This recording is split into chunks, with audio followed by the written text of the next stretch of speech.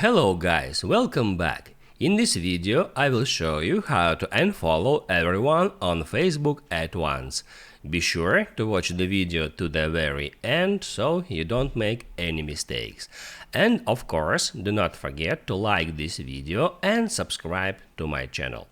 So let's begin, and first open up Facebook app, then at the bottom right hand corner hit Add Menu icon, and once menu opens, right there you can easily find that gear icon. Just tap on that to open up settings, and then right here at the very top, tap at search box and start typing news.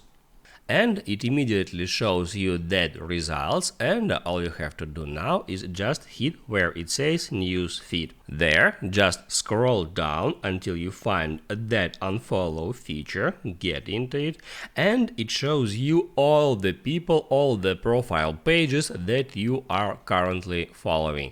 And if you want to unfollow some, you can go through all of that list, and let's say I want to unfollow that one.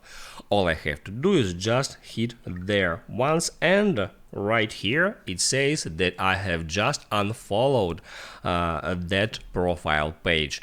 In the same way, I can go through all of that list and simply by tapping at that profile pages, I can unfollow them all at once.